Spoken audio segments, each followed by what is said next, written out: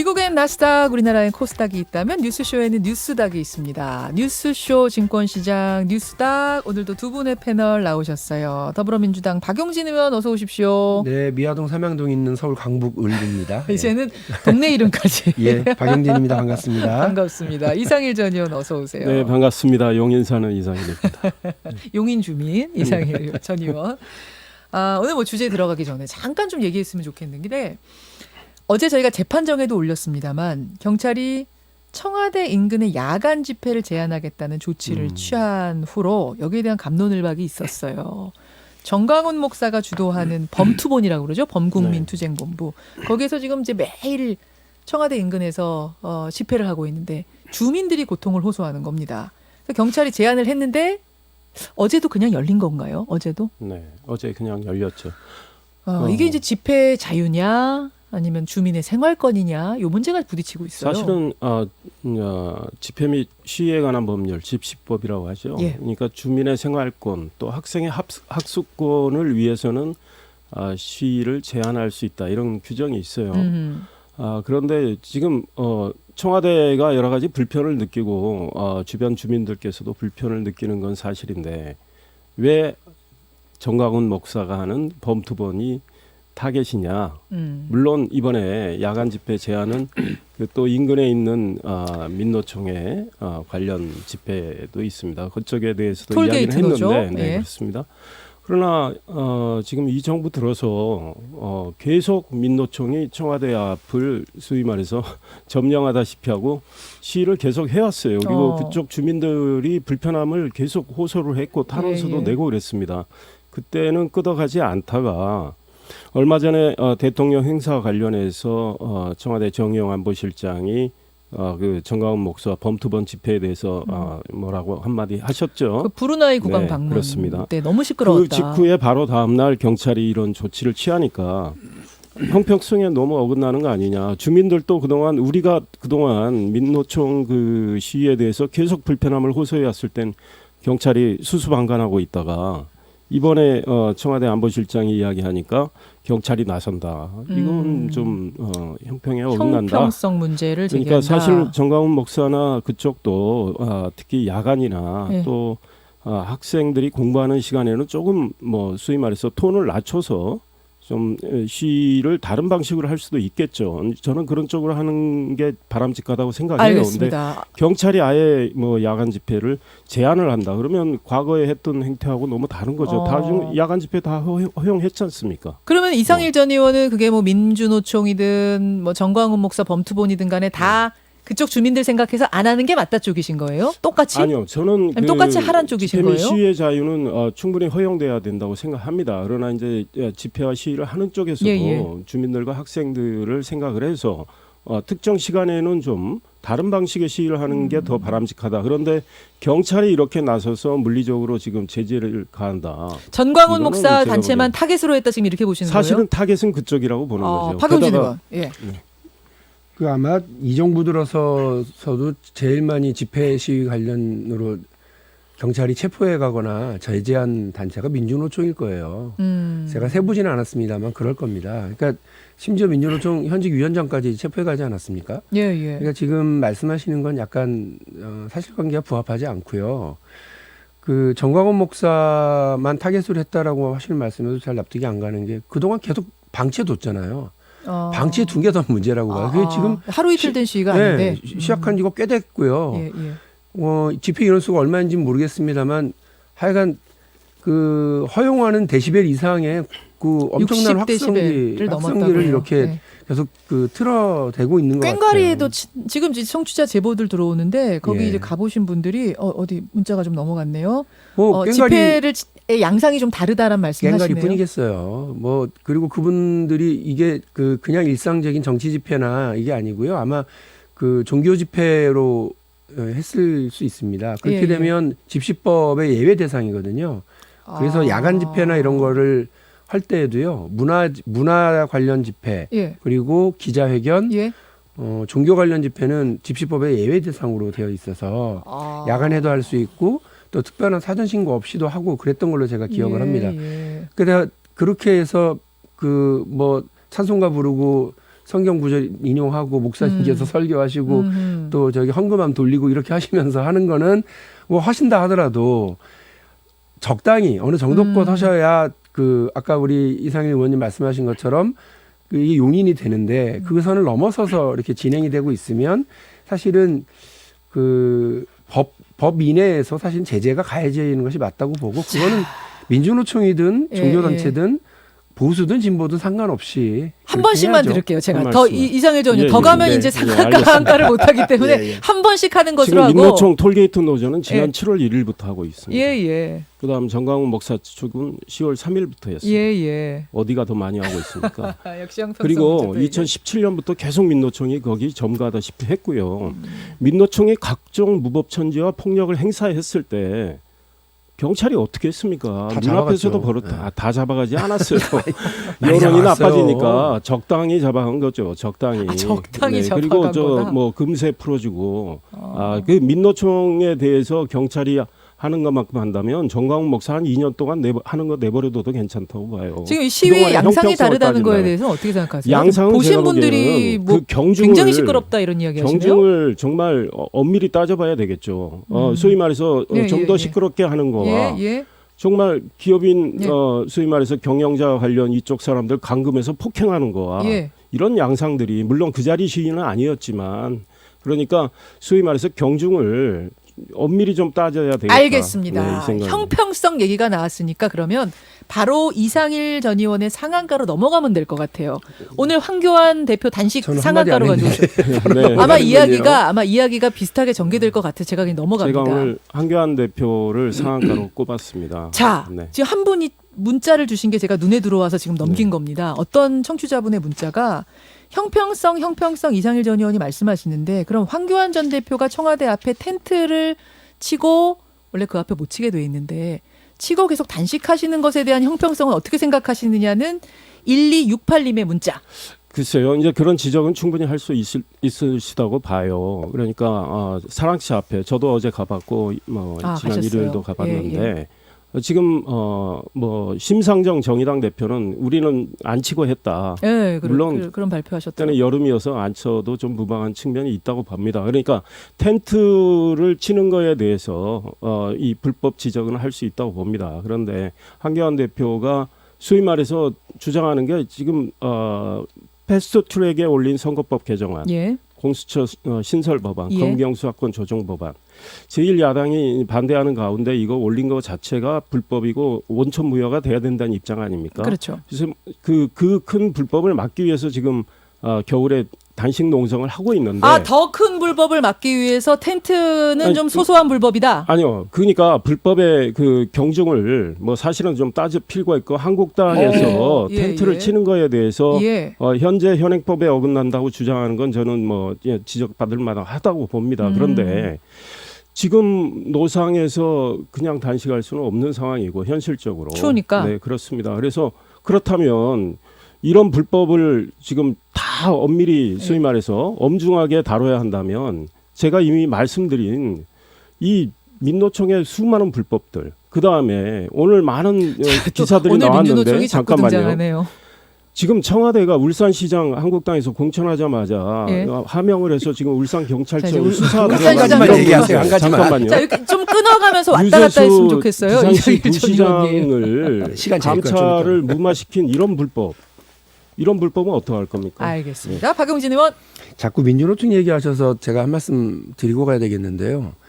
그 정치인들이 정치적 주장하는 것 때문에 불법을 저지르는 거는 봐줘야 된다고 얘기하시고 무엇보다도 중요한 생존권과 생명과 관련돼서 자신의 절박한 얘기를 하는 약자들, 소수자들 이야기는 왜 그렇게 매정하게 얘기하세요? 민노총이 저는 약자입니까? 적절하지 않다고 생각합니다. 민노총은 지금 가장 강자예요. 제 말씀도 현재 들어보세요. 법에서. 네.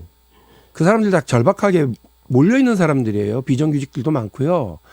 민주노총이 집단적으로 거기다 앞에다가 텐트를 치고 하는 게 아니고 각각의 단위 사업장의 노동자들이 자기 목소리를 전달하기 위해서 하는 거잖아요. 왜 그런 거는 그렇게 매정하게 표현하시고 황교안 대표는 안 됐다고 얘기하시는 건 말이 안 된다고 저는 생각을 해요. 그리고 정치하는 사람들이 서로 그래서는 안 된다고 보고요. 저는 그래서 심상정 대표가 그 야박하게 얘기하는 것도 별로 동의하지 않아요. 그 자기가 했던 거는 뭐 적절하고 남이 한 건 안 된다고 얘기하는 건 어디 있어요. 그러니까 그 오히려 저 이 문제와 관련해서 우리 저 이상일 의원님께서 이성적으로 얘기하시려고 그러면 예. 아니 왜 그 청와대 앞에 가서 합니까? 국회 협상 대상인데 국회 논의 대상이고 국회에서 처리하는 게 법인데 그거를 왜 대통령이 있는 청와대 앞에 가가지고 저렇게 정치적으로 주장하고 쟁점화 시키려고 그러냐는 게 저는 오히려 답답해요. 아, 장소도 틀렸다. 예, 저는 그게 가장 큰 문제가 있다고 보고요. 정치인이 삭발이든 단식이든 아니면 뭐 의원직 총사퇴든 할 수 있는 극단의 방법들을 다 동원할 수 있다고 생각을 합니다. 예. 그리고 그 부분에 대해서 옹호하거나 반대하거나 할 수 있다고 생각합니다. 예. 그러나 다른 사회적 약자들이 동원하는 삭발, 단식, 농성, 예. 항의 이런 것들을 폄하해 가면서 정치인들의 이런 그 행동을 옹호해 줄 필요는 없다고 저는 봐요. 왜 그거를 민주노총과 노동자들에 대해서만 얘기를 하십니까? 다른 차원의 문제라고. 네, 보는군요. 다른 문제예요. 저는 생각이 네. 좀 다른 것이 정말 사회적 약자인 경우는 당연히 저희들도 옹호하고 보호를 해야죠. 언제 그러신 적 있어요? 아이고, 진짜 사회적 저는 약자. 개인적으로 그렇습니다. 그런데 지금 민노총이 개인적이라고 사회적 약자라는 생각하는 데는 건데요. 제가 전혀 동의할 수 없고 지금 한교안 대표가 왜 청와대 앞에서 단식합니까? 지금 국회에서 해결할 일입니까 이게? 국회는 국회들의 협상을 통해서 해결 노력은 해야 되겠지만 문재인 대통령 얼마 전에 국민과에 대해서 뭐라고 그랬죠? 공수처 신설의 당위성을 이야기했죠. 예, 예. 그다음에 선거법 개정을 만약에 연동형으로 한다면 대통령 권한도 내려놓겠다고 문 대통령이 이야기한 적이 있습니다. 문 대통령의 의지가 담긴 법안이기 때문에 여당이 무리해서 패스트트랙에 올린 거 아닙니까? 그러니까 문 대통령에게 요구를 하는 거죠. 여당만 네. 올렸나요? 아니, 자유한국당 빼고 다 한 거예요. 사실 거래한 거 아닙니까? 그럼 자유한국당이 정의당은 생각 좀 해보세요. 선거법 개정안 왜 그거 아무 논의도 안 하고 세상에 뭐 비례대표라도 없애자고 하는 말도 안 되는 주장을 또 왜 하시는 거예요? 있지 않습니까? 자, 그러면 잠깐만요. 예, 이상일 의원. 지난 4월에 그 난리 피워가지고 올린 그 법안 지역구를 225로 하고 비례를 75로 예, 하는 예. 이 법안을 왜 민주당은 지금 고치려고 합니까? 자, 답 듣고 가죠, 박용진 그거 의원님. 얼마든지 수정할 수 있다고 초반부터 얘기했던 거예요. 아닙니다. 그리고 정치적으로 이게 아니 뭐라고 안 사태를 해요. 방지하기 자, 박용진 의원 말씀 말씀을 들으세요. 좀 말씀을 듣고 들으세요. 순서를 제가 좀 패스트트랙 올릴 때 조정하겠습니다. 이것은 끝이 아니라 시작이라고 저희 분명히 얘기했고요. 당연히 협상 대상이라고 그러는 거고요. 패스트트랙 331은 협의하고 논의하고 합의하라고 만들어 놓은 기간입니다. 근데 거기에 이상일 의원님 처음에 국회의원 하실 때 비례로 하셨잖아요. 자유한국당 나경원 의원도 비례대표로 들어오신 분입니다. 그런데 그 비례대표를 싹 없애는 게 정치개혁이에요? 국회의원 숫자 줄이는 게 정치개혁이에요? 어떻게 그렇게 얘기하면서 이런 방구 협상에 논의도 안 하는 자유한국당을 옹호하실 수가 있으세요? 아니요, 보세요. 한국당 하라는 안대로 협상을 하라고 단식만 하고 잠깐만요. 제 삭발만 얘기 좀 해요? 들어보세요. 한국당 안을 낸 거예요. 게다가 한국당은 그 안을 내면서 어떤 이야기했습니까? 미국에도 대통령제가 지금 되고 있는데 하원에서 비례대표 있습니까? 다 소선거구제로 선출합니다. 그러니까 비례대표를 그렇게 늘려가지고 연동형으로 하겠다고 한다면 한국당이 비례대표를 없애는 게 대통령 중심제에 더 맞다고 해서 낸 거고요. 만약에 연동형을 해서 비례대표를 그렇게 늘리려고 한다면 한국당은 개헌하라고 한 겁니다. 그래서 한국당 안이 나온 거예요. 그 안을 한국당은 놓고 비례대표를 제로로 하자, 0으로 그렇죠. 하자는 안은 그렇죠. 그래서 의석을 지금 270으로. 선거법 개정안 만지지 말라는 소리처럼 사실 들리기도 했는데 그거 아니란 말씀이세요? 한국당은 저 대통령 중심제를 예. 이제 대통령 권한을 분산하는 이원 예. 집정부제나 예. 의원 내각제로 바꾸면 예. 연동형을 하는 게 맞다고 해서 그 안을 낸 겁니다. 지금 이 상황에서는 안 그렇다면 된다. 그 안을 놓고 이제 협상이 뭐 진행이 안 됐죠. 그동안 잘 안 됐는데 지금 한교안 대표 단식하는 건 대통령 예. 의중이 담긴 이 법안이기 때문에 한국당이 패스트트랙을 여당이 올릴 때 반대했을 때 지금 그 논리처럼 여당이 또 이번에 강행 처리, 한국당을 예. 배제한 채 강행 처리하는 그런 걱정을 하기 때문에 알겠습니다. 지금 단식을 하고 있고 한국당 한교안 대표의 그 단식 때문에 지금 예. 민주당의 이해찬 대표도 예. 찾아가서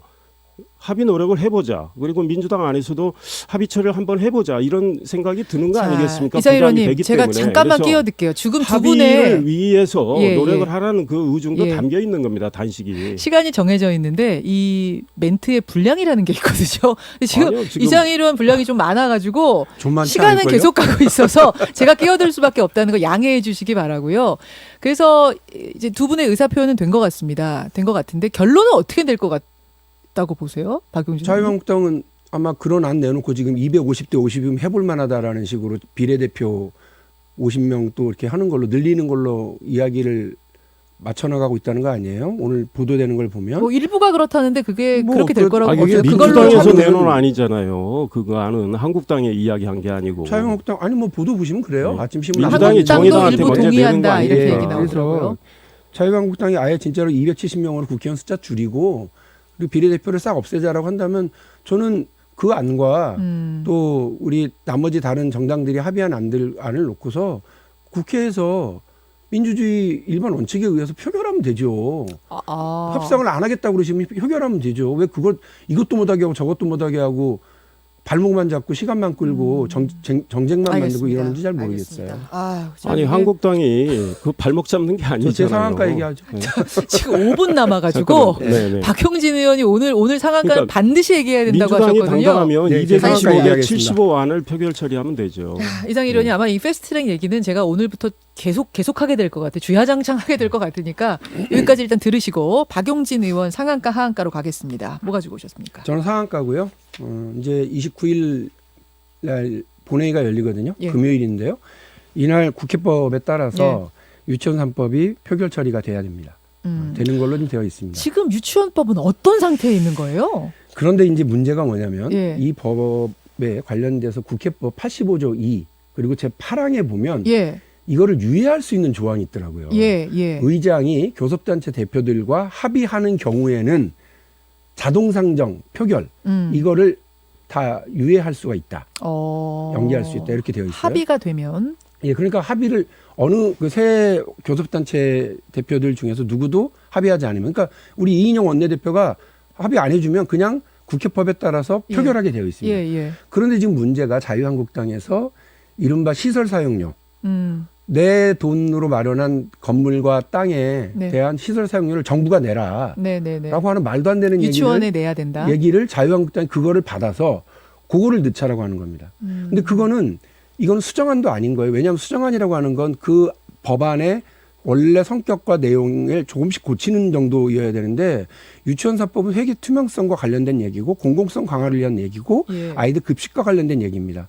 이 세 가지를 굳이 시설 사용료라고 하는 원장님들, 설립자들 호주머니 채워주는 걸로 우리 국민들 혈세를 동원하겠다라고 하는 이거를 섞어서 수정안을 내려고 그러는 건 용납할 수 없는 행위고 이 법의 원래 취지에 역행하는 계약 조항이거든요.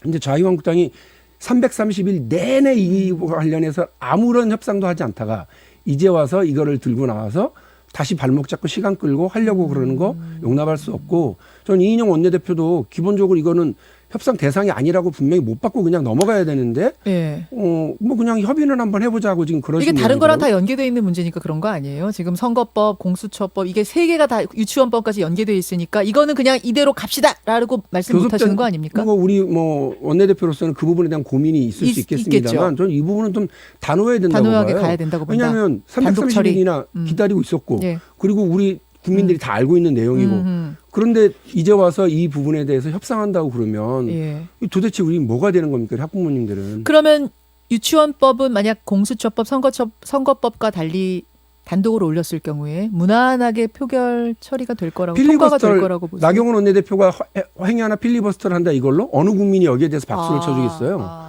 저는 뭐 저 말도 안 되는 그런 그 결정을 하지 않을 거라고 생각을 하고 반대 표결을 던지면 되지 그거를 발목 잡는 행위를 한다 며칠이라도 붙잡기 위해서 필리버스터를 한다.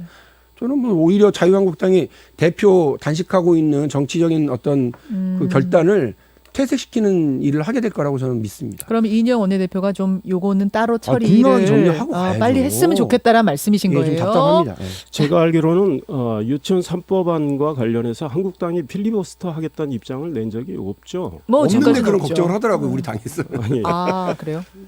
다만 제가 알기로는 교육 환경 개선 부담금 그게 이제 시설 사용료입니다. 예, 시설 목적으로 돈 내놓으라는 얘기죠. 아마 한유총이 그런 쪽에 이야기를 하니까 네. 뭐 어느 정도 그쪽에 소위 뭐 뜻을 어느 정도 반영하려고 음. 하는 것 같은데 어느 정도 원내대표단의 의중이 실렸는지 모르겠어요. 저도 그 시설 사용료의 문제는 예. 지금 다른 사립 학교를 운영하는 지금 초중고나 네. 이쪽에 뭐 형평성 그다음에 기존의 회계 원칙에 맞질 않아요. 맞습니다. 그러니까 그런 거를 네. 비교했을 때 사실은 무리한 요구라고 생각을 해요. 음. 근데 이제 다만 우리 박용진 의원님께 한 가지 전문가니까 제가 좀 자, 여쭤보고 1분 싶은 건 남았습니다. 한유총에서 이제 주장하는 것 중에 무리한 요구도 있을 거고 들어줄 수 있는 요구도 있을지 모르겠는데 뭐 들어줄 수 있는 건 없나요? 저는 이번에 그 유치원사법 통과가 되고 나면 제일 먼저 해야 될 일이 뭐냐면 사립유치원에 대한 지원입니다. 근데 어디들 지원해야 되느냐면 예, 예. 그 우리 선생님들에 대한 지원이어야 되거든요. 우리 선생님들이 사실상 거의 최저임금 수준의 박한 처우에 이제 있기 때문에 아이들에 노동강도 대한 세고. 노동강도 엄청나고 아이들에 대한 온전한 이걸 하기가 어렵고 그 노동 대가를 제대로 못 받고 있어요. 그래서 저는 사립 유치원에 대한 그 지원을 하되 선생님들의 처우 개선을 우선으로 해서 그 혜택이 우리 아이들이 고스란히 돌아갈 수 있도록 하는 것이 맞다고 보고요. 이렇게 시설 사용료라고 그래서 그 지금 우리 뭐 교육부에서는 단호히 거절했던 바고 말도 안 되는 거다. 말씀하신 것처럼 초등학교, 중학교, 고등학교, 대학교도 다 설립자들이 자기 땅과 건물을 내서 교육을 하고 그렇죠. 있는데 그럼 이제 초중고등학교도 다 내놓으라고 그럴 거란 말이에요. 알겠습니다. 말이 안 되는 조치입니다. 자, 여러분 유치원 법안은 이런 상황이라는 거 오늘 파악하셨을 거예요. 두 분 흥분 좀 가라앉히시고 나가서 주스 한 잔씩 드시고 가세요. 예. 고맙습니다. 감사합니다. 뉴스닥이었습니다. 감사합니다. 김현정의 뉴스쇼는 청취자 여러분의 참여로 이루어집니다. 트위터, 페이스북, 레인보우 게시판, 그리고 단문 50원, 장문 100원의 유료 문자 샵 1212, 우물정 1212 통해 참여하실 수 있습니다. 김현정의 뉴스쇼, 여러분과 함께 만듭니다.